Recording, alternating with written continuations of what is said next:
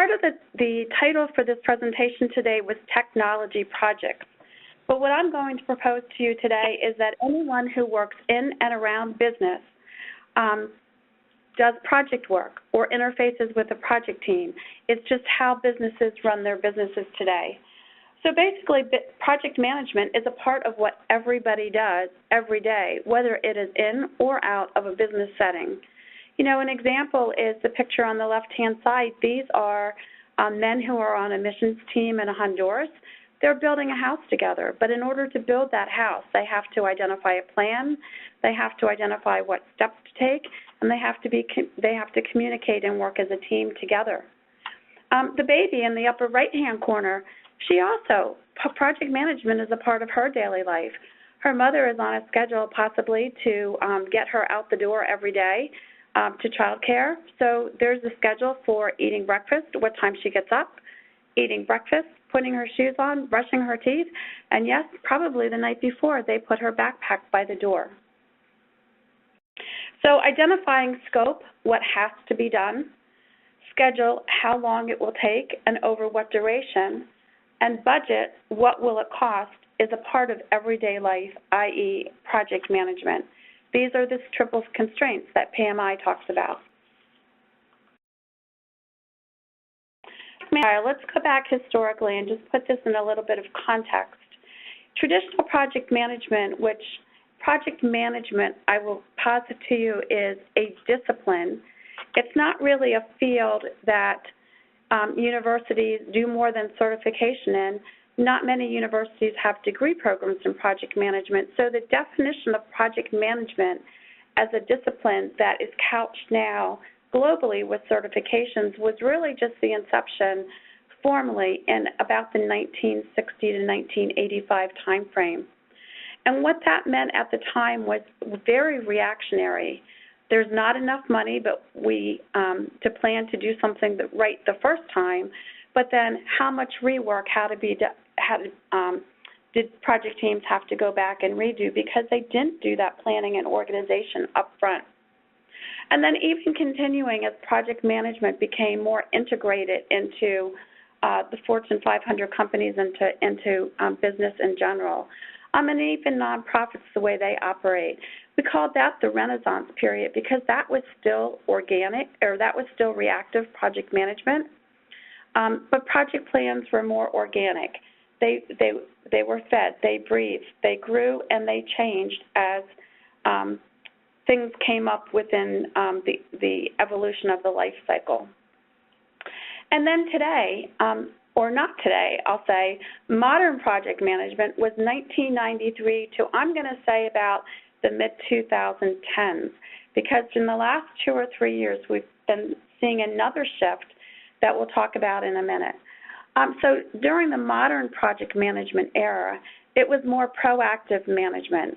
Bring your project's problems to the surface and we will help you. But more often than not, if someone was on a project team or in a corporate culture where they got dinged for doing something wrong, it created an environment of fear.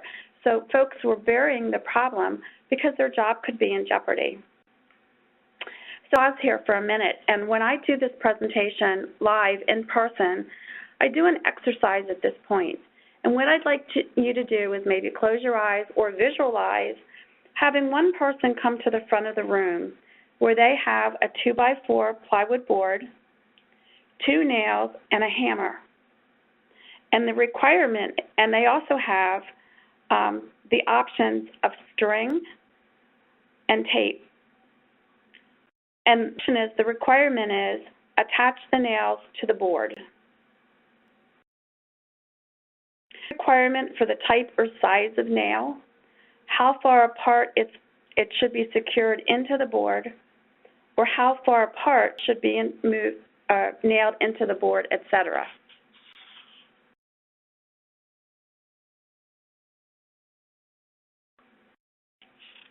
Now, according to PMBOK, the standard definition of their definition of project is a project is a temporary endeavor undertaken to create a unique product, service, or result. And project management, according to PMBOK, is the application of knowledge, skills, tools, and techniques to project activities to meet the project requirements. So we also have to remember that project managers work in an ever-changing environment. The environments are where uncertainty abounds, but often in technology departments, it is a technical manager, somebody who was a former developer, did well, and moved into a project manager role. So might be, from a talent management perspective, is that really the right fit? Because as management evolves, there are knowledge areas and there are processes, and there has to be an understanding of inputs, process, and outputs, which provide efficiencies and ultimately, in a mature organization, repeatability.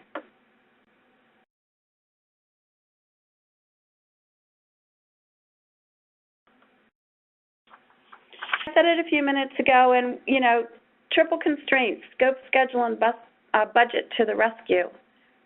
But these scope, schedule, and budget, those constraints really address a tactical way to manage projects.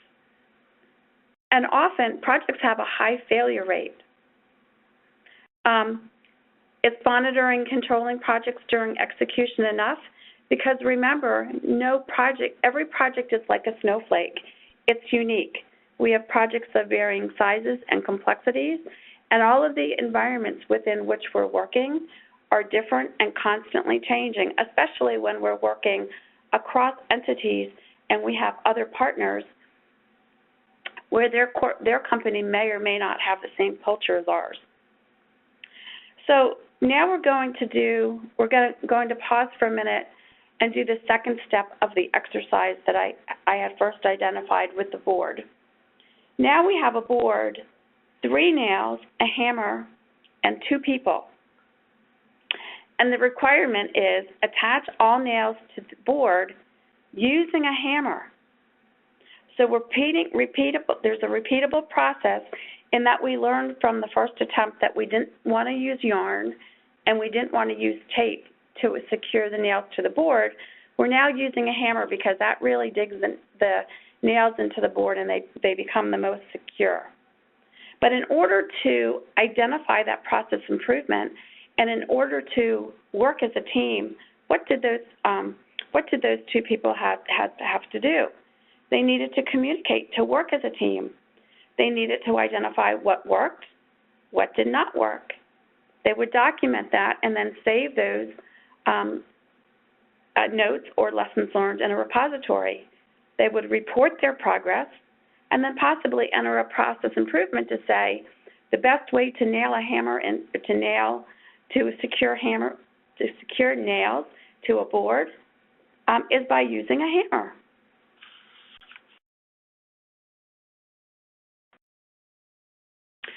So, and this fact comes from 2008. Well, these facts come from 2012 and 2008, but project management as a field has stayed fairly static over the last 5 to 8, maybe even 10 years. And so these facts, although they might seem to be old, really still apply. McKinsey did a study with the University of Oxford that Hi there, I hope you enjoyed that last clip. My name is Michael Maludis, and if you'd like to watch the full 60 minutes of that last webcast, while also gaining complete unlimited access to our entire library of IT learning, simply visit our subscribe page at greatpro.org/subscribe. Unlimited annual access is $199 per year, but if you use the coupon code LEARN2EARN, you can drop that membership fee to just $149. That's less than $13 per month for unlimited access to over 1,000 hours of on-demand career development, covering the entire spectrum of IT management best practices, including business analysis and requirements, software development, quality and testing, risk management, process improvement, project management, and even digital transformation. But your membership doesn't just give you unlimited access to our vast learning library. You also get free access to our mobile app, as well as direct access to our network of over 300 of the world's leading IT consultants, all of whom are dedicated to putting practical knowledge at your fingertips so that you can learn more and earn more. I hope you will join me in becoming a member of the Great IT Professional and advancing your career with us. And if you're on YouTube, don't forget to hit that subscribe button above so that you get notified whenever we publish new free webcasts each week of the year. Thank you for your time and best wishes for your continued success.